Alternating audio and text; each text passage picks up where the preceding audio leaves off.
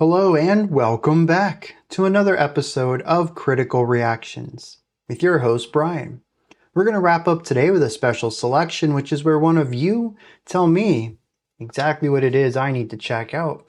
Today's comes at us from Anonymous. Tangled Hair. Yeah, it does look like a spider. Ideally, the live version. So we're going to be looking at a live version of this. We have a nice little YouTube video here. I don't know what to expect for this. The song title's interesting. The artist title doesn't really give me much information, though I'm kind of thinking maybe indie rock area, maybe post-hardcore. I don't know. Tangled Hair. Let's dive in. See what they're bringing to the table today.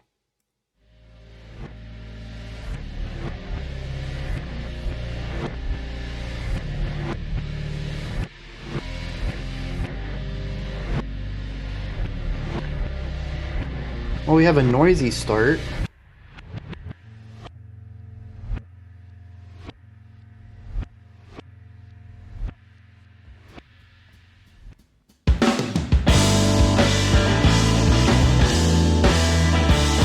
Very compressed guitars. We had a very large sound to start with, and this is a bit more compressed.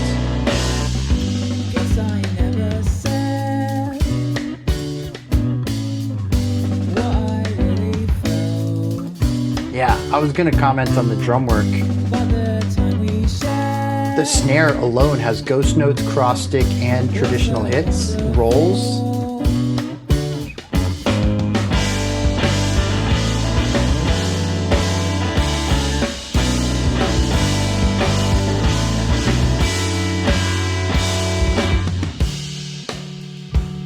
And if I'm not mistaken, that's 4/4. A lot of really wild syncopation on it.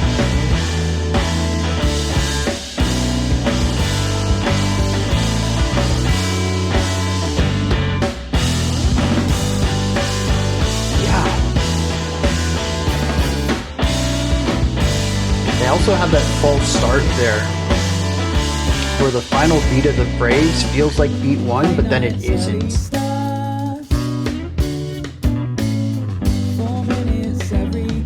I love the bass lead here.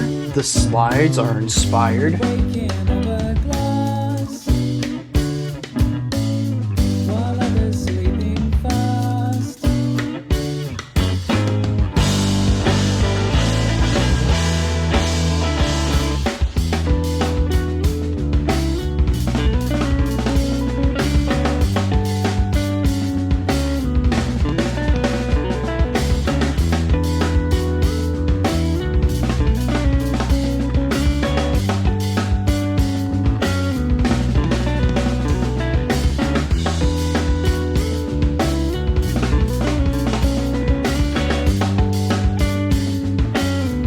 Calm but active.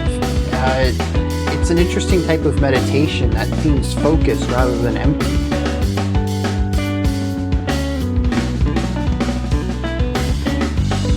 Not meditation, but something more like alpha state.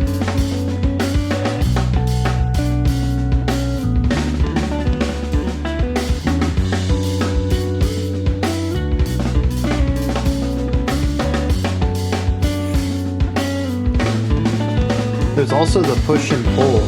The drums give us this lots of work, calmer, lots of work.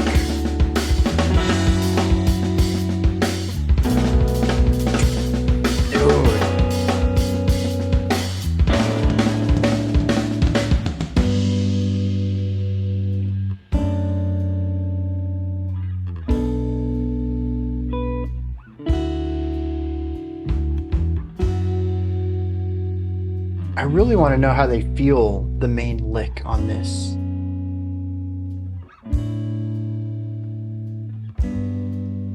Because there's not a single part of that hits on the downbeat. Ah, some steel brushes. I've talked about them a lot. I think this is one of the first times I've actually been able to show it on stream. Or in a video, whatever this is.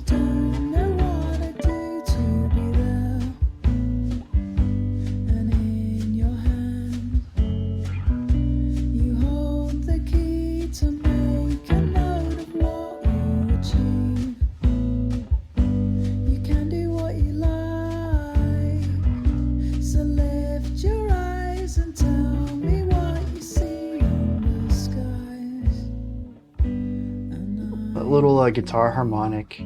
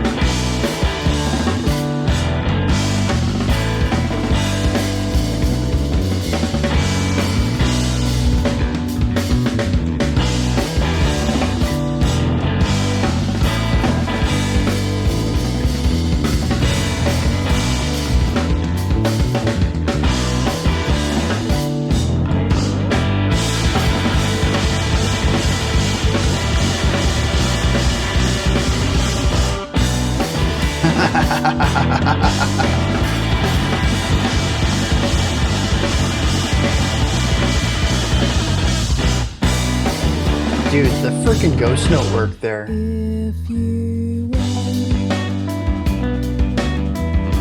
Back to the groovy.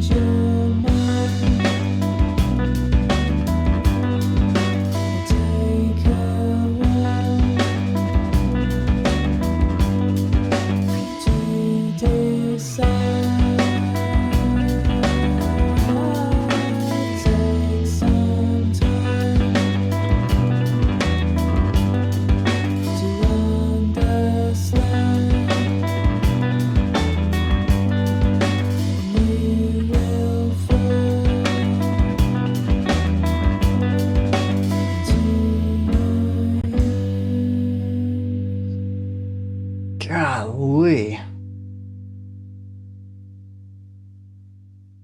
Yeah, I guess I'm gonna have to look into this group because... Oh. Well, okay. It looks like it's just credits, but there's still music going, so...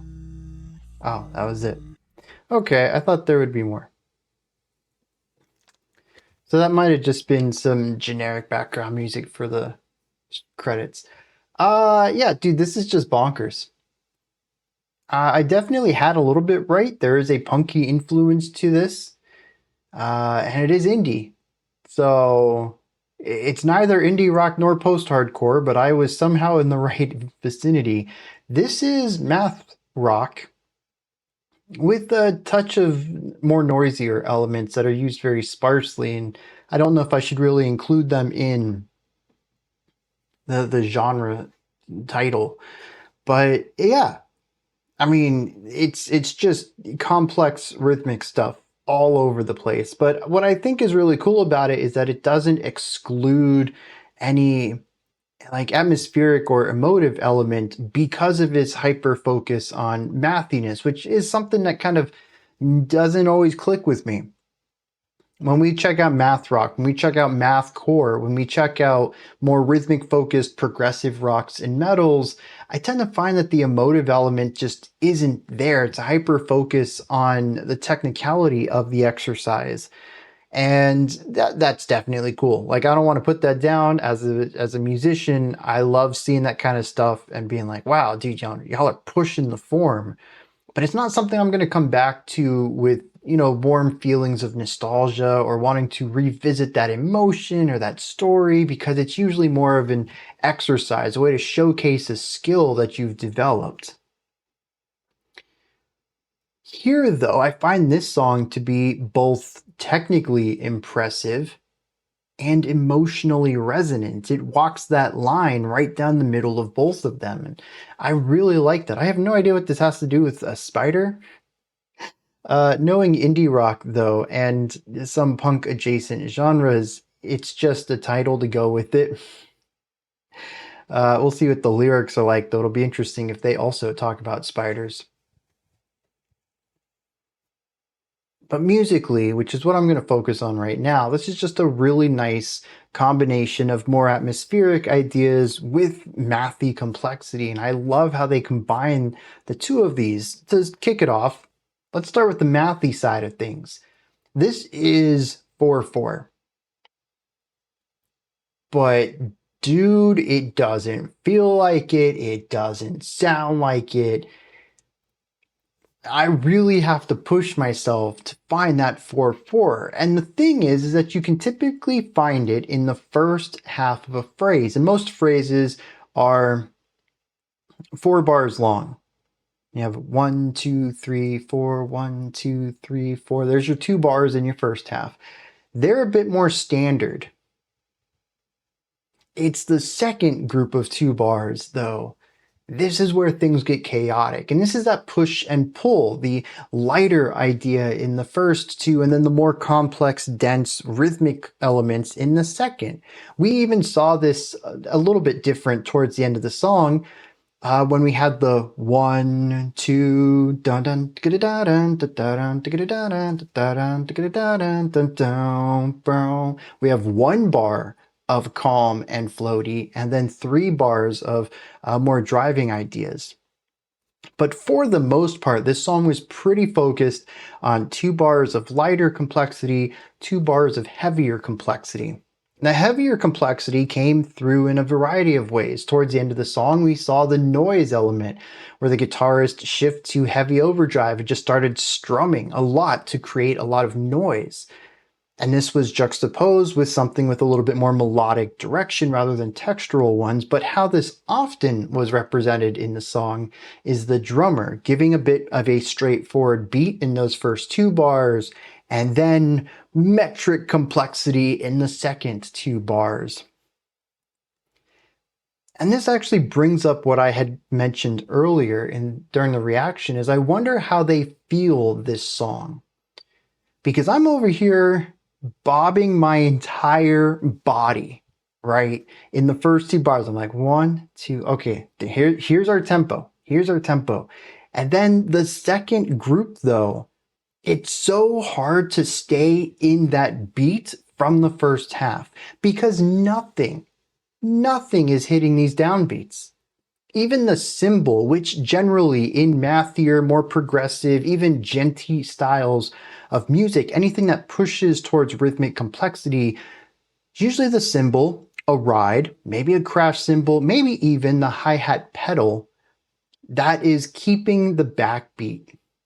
But in this case, the cymbals are offbeats. They are hitting at the precise point between 2 beats. So you can't really rely on them. They are giving a consistency, but it's not the consistency I'm looking for. And everything else must be working within wild tuplets because it's really tough to even feel them in the standard subdivisions, which is, halfway between a beat, which is dividing a beat in 2 parts, or any of the 4 sections when we divide a beat in 4.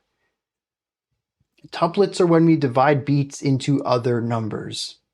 Triplet would be dividing a beat into 3 subbeats.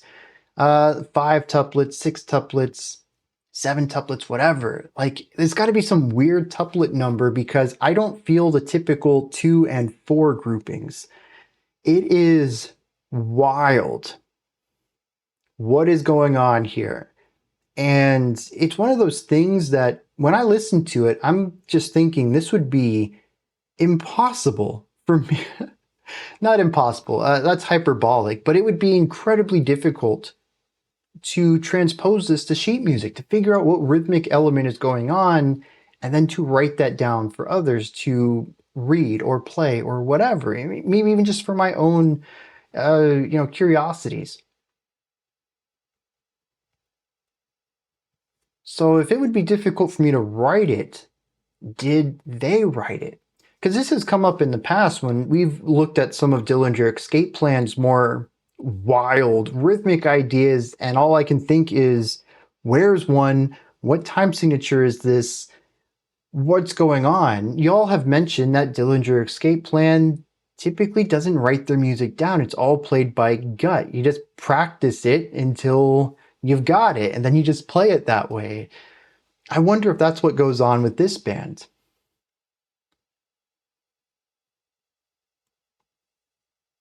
Because it's too intricate. Aside from saying this song's in 4/4, which does it an incredible disservice for its metric modulation, I don't know what else I can say about it.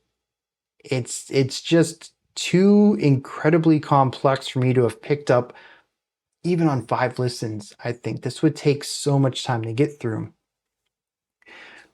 But there's another aspect to this before we get to the emotive part, is that I don't think that this is a group that just plays by gut. Maybe they do. It's absolutely a possibility.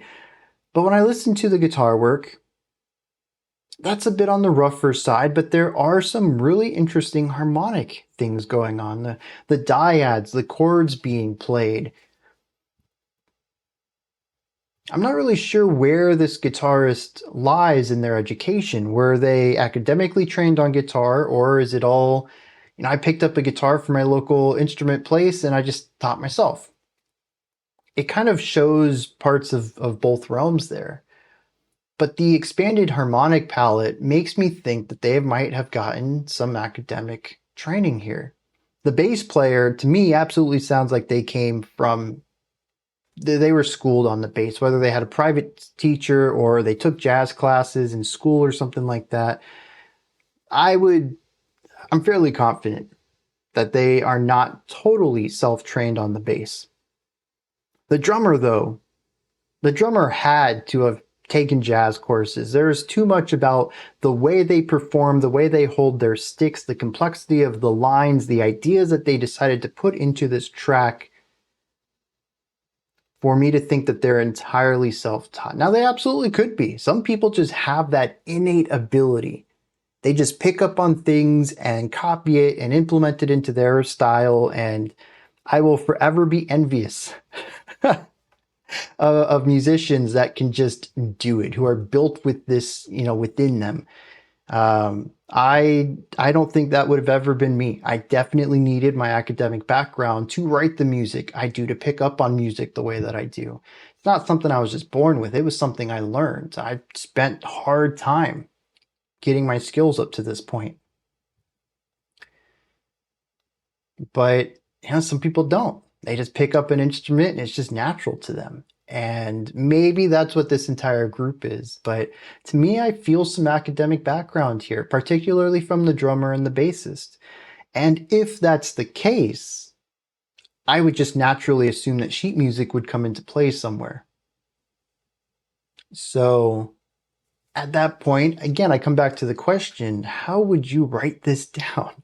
I kind of hope that there's tabs out there, official tabs, or sheet music. I'd love sheet music because I'm not a big fan of reading tabs, but I know tabs are popular in rock and metal. I would love for there to be an official tab book out there for this Tangled Hair group, particularly this song. I want to see what's going on because the rhythms are bonkers, and I'm kind of enthralled by them, honestly. There is an entire other part of the song. We'll get into that in about a minute, the emotional side of things. But I'll be completely honest, for a lot of this song, I was locked in on the drummer and the bassist, just really absorbing and having my jaw on the floor regarding this rhythmic side of the song. The entire push and pull, the cadence of it, the polyrhythmic components, the wild subdivisions of the pulse,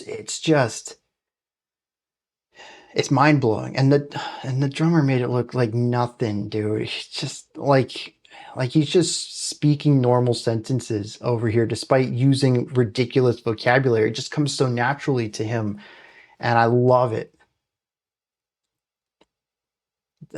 Dude, so good. All right, emotion. I mentioned earlier on that this song feels meditative in a way. It is focused but freeing and relaxed. And that's when it kind of dawned on me that meditation isn't really about focus. It's about a release of everything. It's to be mindful, to allow your mind to be rather than to actually think about anything. A lot of the times meditation is about freeing the mind and trying to think of nothing at all, just existing in the moment.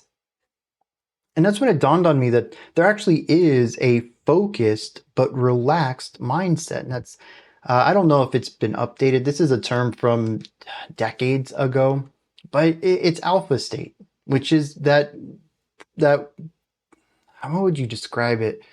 I wish I knew more about it to be a bit more technical here, but it's like when you're doing something and you're so hyper focused on it that everything else is just kind of secondary. Your brain's ability to filter out trash um, and garbage impulses and senses and stuff like that is just ramped up to the max, and it discards anything that isn't the topic or the whatever you're trying to do right here. And you're just completely zoned in on this one thing, and you're using all your brain power to work on it. Um, that's what this feels like. It's the push and pull. It's that puzzle solving of trying to figure out, well, this is what I have. This is where I need to get to. How do I get there? And just being so fixated on this one thing. But there's this calmness to it. You know, you might even forget to blink. Your breathing slows a little bit. You're just exceptionally calm, but your brain is incredibly engaged. And that's what this song feels like to me for the first half or so. And I think that's awesome because I don't think I've ever heard a song that kind of captures that Zen state that you can get into while working on something that just captures all of your attention. From there, though, we kind of mellow out quite a bit. The vocals come down, the volume comes down, the guitar chills out a little bit, lighter chords. The drummer chucks the sticks in order to use some steel brushes. We got to see the stirring technique. I don't know the proper term for it. I call it stirring, but you just run the brush around the drum head. And you get a nice crackly sizzling sound, a nice little texture that goes alongside it. And it's just very chill and relaxed. Out of this, though, comes the most noisiest, aggressive part. The guitar goes into overdrive. The drums they're doing crazier things than ever. The bass is constantly moving around. And the thing is, too, there's lots of slides in it. It feels like natural movement rather than jumping between notes. The bassists love to use slides all over this track, and I thought that every single time I heard it, I was like, dang, that is a smart decision. I love that. All bassists should start using more slides. It's probably more than that. It's a combination of the note choices, the melody itself, and the use of slides throughout, and also the reluctance of when to slide and when not to. So, don't just think you should slide everything because Bryan said so. That's the future of bass playing. No, there's a lot of ideas in here about how to craft it, but it sounds fantastic. And that's one of the things that stands out to me in the bass work are the slides. But this is also where we have the super noisy, I'm just going to pick a chord and play it over and over and over. And it's just, and the drummer's like going in on these basically blast beats of a sort. And it's just incredibly dense. And then from here, we shift away from the 2 and 2 to the 1 and 3. More focus on moving ideas, less focus on the less dense ones. And I don't know how to interpret this other than the fact that it feels like we're ramping up to a peak rather than having a nice balance between the less layered and the more layered. We're more frequently in those denser segments.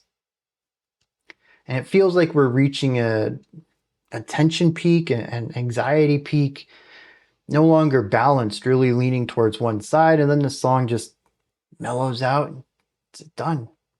Finds a way to wrap up. So, yeah, like I said, I was on an emotional journey through here, but it also was jaw-dropping on a technical level, and that's really what stands out to me on this track. I think it's phenomenally done.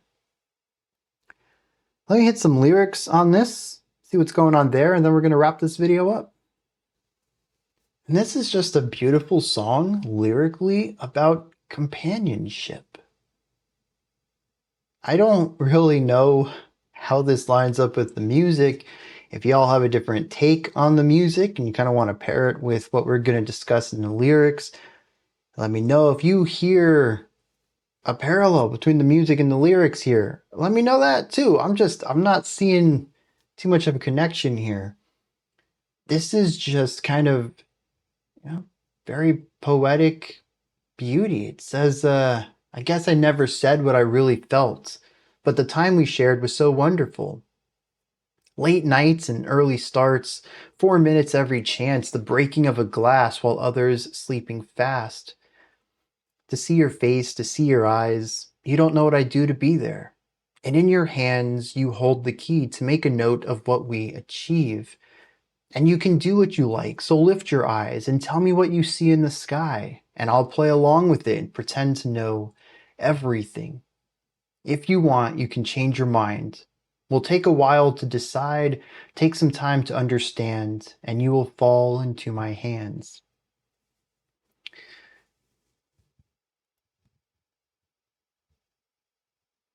It's about wanting to be around someone, about spending time with them originally and having a distance there now, and it's kind of missing that. Thinking back on these times fondly and thinking about a possible future where you get to reconnect with them. And the little playfulness of it, like he says, a little bit of this is inspirational. Maybe the other person is kind of feeling down. He says, you can do whatever you want. So lift your eyes, right? That's the inspiration. But then it turns into fun playfulness. Tell me what you see in the sky, and I'll play along with it and pretend to know everything. I really like that idea. You know, just kind of having that youthful excitement. Not everything needs to be, facts and seriousness all the time. If somebody just wants to start spouting random nonsense about constellations, join in, have a laugh. Don't take things so seriously. And I like that energy right here.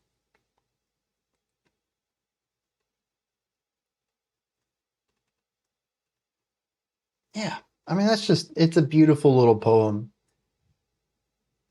I don't know how it fits with the music, but I really like it. It brings much warmth inside. Um, those are my thoughts then on Tangled Hairs. Yeah, it does look like a spider. Let me know what you thought of this, though. Is there anything that stood out to you? Anything that you would like to add on to what I said, or possibly correct me on if I misspoke about something? Do you have your own interpretation of things, the music, or the lyrics, or how they work together? Let me know. Put all of that into the comment section, along with any other thoughts you might have. Above that, in the description box, you'll find a link to Linktree. Takes you here. You can find links to my music, ways to support the channel, a link to the Discord server, and so much more. Above that, if you could, like, subscribe, and ring the bell. I greatly appreciate all three of those. That wraps it up for today, but I'll be back tomorrow, 5 p.m. Eastern Standard Time, 9 p.m. UTC as usual. Until next time, remember to be critical, not cynical, with the music you listen to, and have a fantastic morning, afternoon, or evening, whenever you choose to watch my videos.